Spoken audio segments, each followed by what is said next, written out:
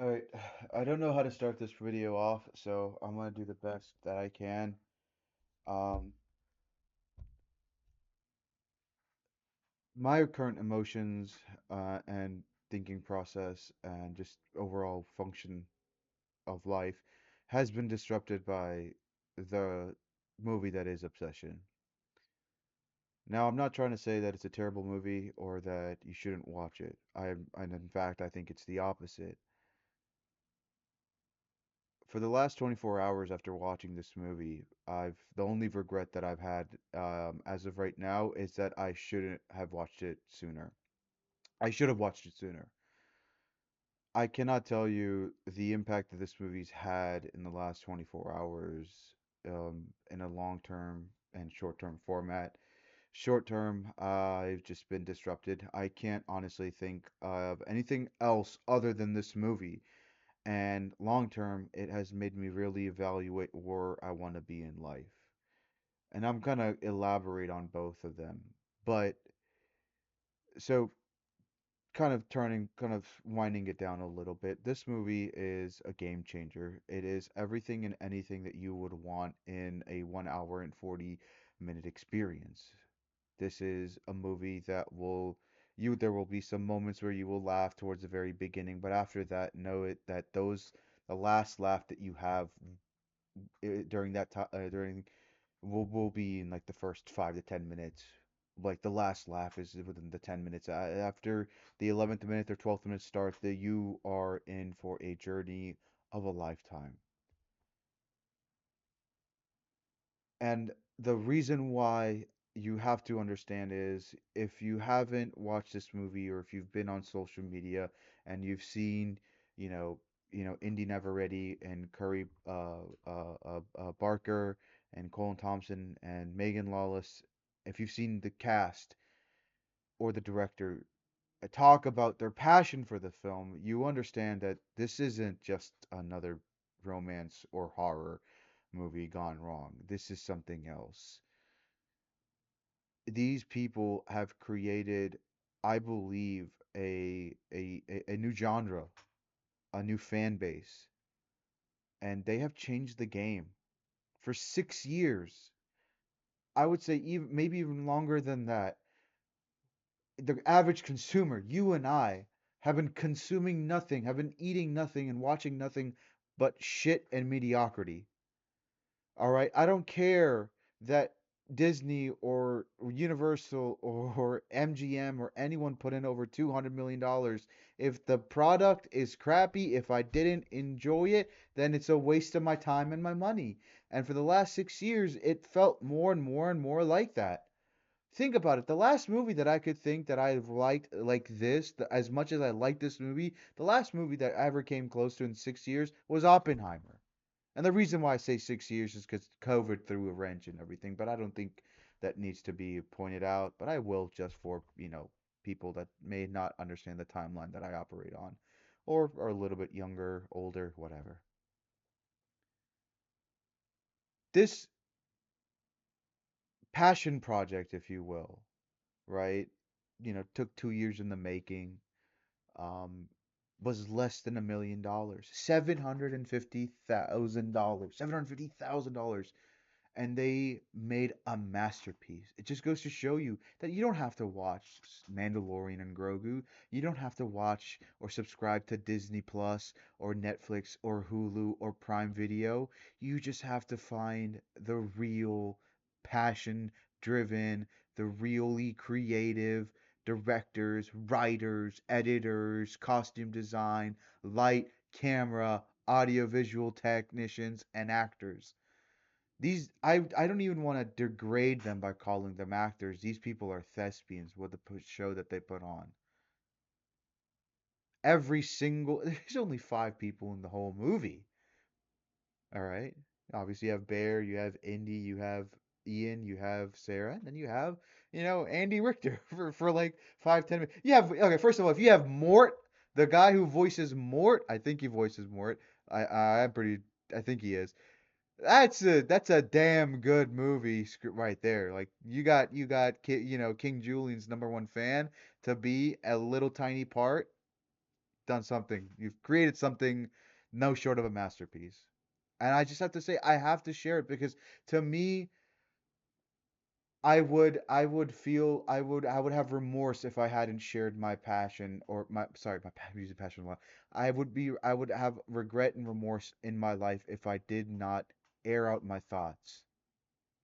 I have no expectations of this video doing good or going viral. I just have to share my thoughts because I cannot tell you how much I loved it. This movie, short term wise, it haunted me. It made me sit down and evaluate my life, not my not my concept of romance or what it means to be in love or none of the themes that the movie talks about. It made me think and be like, I just witnessed something that people put in their hard work and passion for. Like they put in their hard work, they put their fuck, I'm using passion too much. I need to start reading more. That's what I need to do. I need to start looking up some good words because right now I'm feeling like an idiot. But I seriously, I just watched all these people put in so much into this movie. Most of the stuff that I've been seeing online is that they were, one takes or improvs. Like, do you know how good you have to be at the age of 23 when they shot this movie? Indy Never was 23 years old. All right. Michael was 28. The whole cast averages, like, not just the cast, but I'm betting you the production averages like 26, 28 years old. This is a Gen Z movie. All right. I'm 25, 24, sorry, 24. And I'm looking at this like I need to be part of something that is bigger than just me slaving away to a corporate life. That's the short term effect on me. I sat down and I had to evaluate what the fuck am I doing with my life? I am a loser. I am pathetic. Okay, that I haven't been able to that I live in the same world in the same country, all right, as as these beautiful artists that they have found something that they want to do, that they're committed to, that has ignited them to find this threshold to go in this direction, and I am doing nothing with my life. Literally nothing with my life. I'm just in this repetitive hellhole of that I've been forced to be in. It for a second, for a couple of years ago, after graduating college, I'm like I'm gonna overshare a little bit. I thought I would, after college, I was like, this is it, life's over, it's a hellhole. I'm just gonna wither away and die like a rose, if I'm so lucky to be called a rose. And now it's like, no, I can't. I'm 25. I have to find something. That's the short term effect that it had on me. The long term is that I need to do something just like this. I need not to create obviously remake Obsession, but I need to have a group, a mindset. I need to have my own little posse.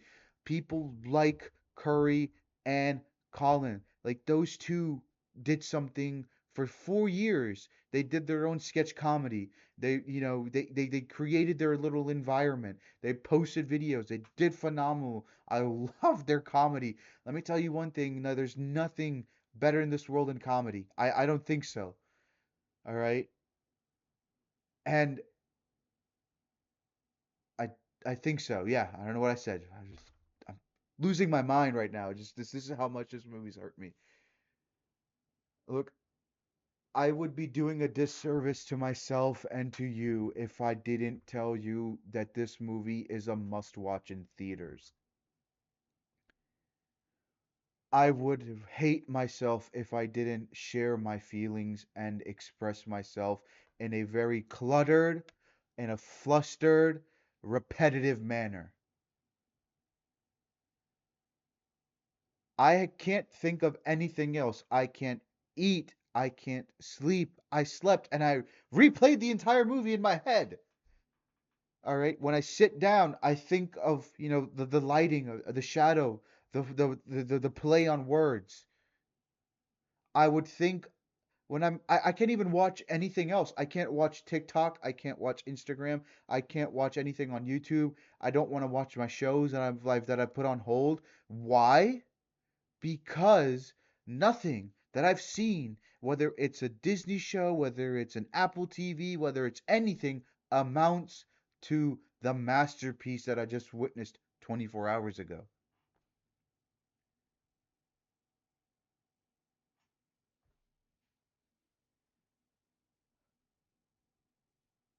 It makes I'm not jealous, I'm not pissed, I'm not angered. I am honestly I have to express, I have to be clear of that. I have no negative emotions towards the craftsmen and women. I have no hate, all love. It's just that my love and appreciation for you has kind of made me hate myself a little bit.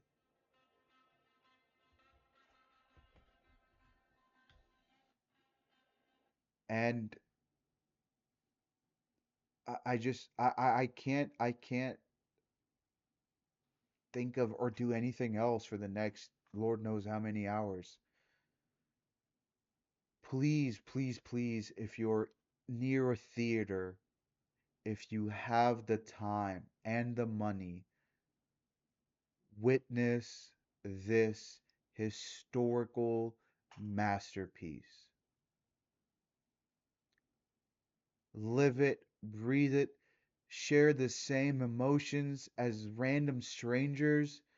I was in a theater of like 40, 50 people. I had a pretty early show time, and every single person had the same exact reaction. For a moment, I had more similarities and I was more in line with a room full of strangers than I am with people that I've known for 10, 15, 20 plus years. That's the magic of this movie. That is what this movie does to you.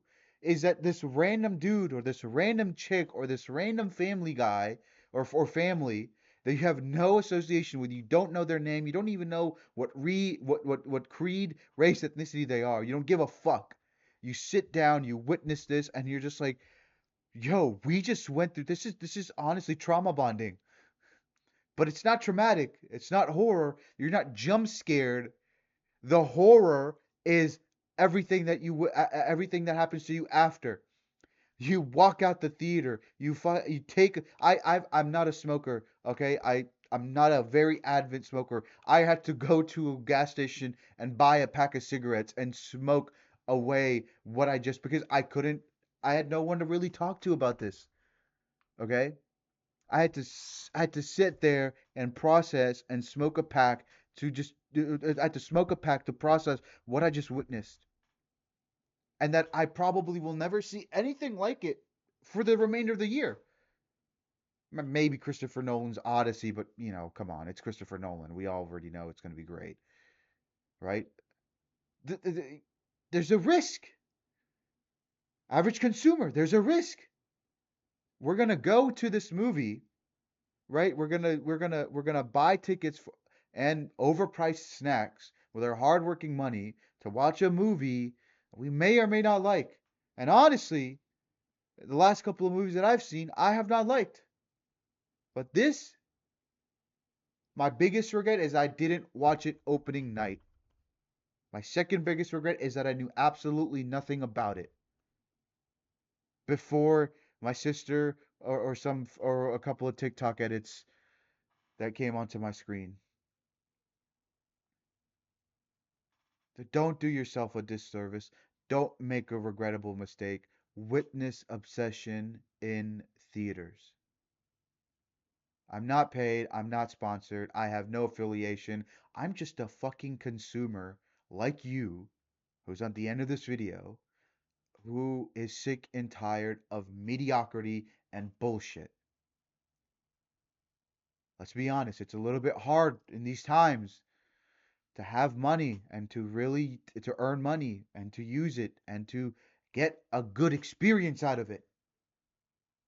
But this show, I would have paid $20, $30, $40 for a screening. Fuck, I might even go watch the showing, the shows for tonight because I loved it so much.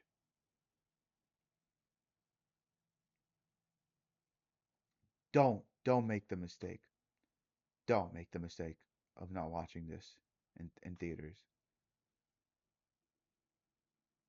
And I hope that that little cinephile that I had, the guy that loved watching movies with his dad, the guy that learned English through watching old spaghetti westerns, the little kid that was like, I want to be an actor or I want to see myself on the big screen that I had to push away because people called me nasty shit or I felt ugly, I looked ugly, I was overweight, I couldn't commit to the craft, right? That little flame in me that had died and withered away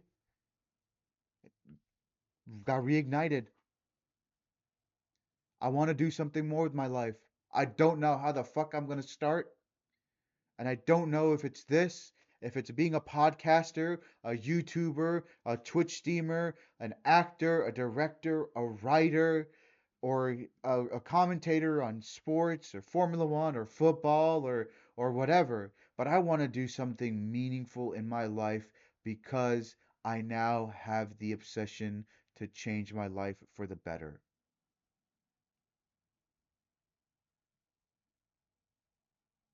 You won't become obsessed. Well, you will become obsessed with Indian Heveretti and Nikki, right? But you will become more obsessed with wanting to fix yourself, wanting to better yourself, or at least that's what happened with me.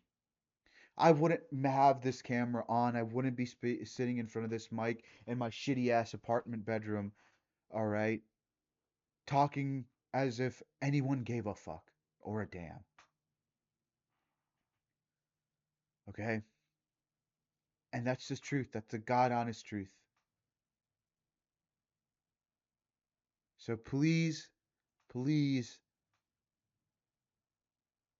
don't do yourself a disservice. Watch Obsession today.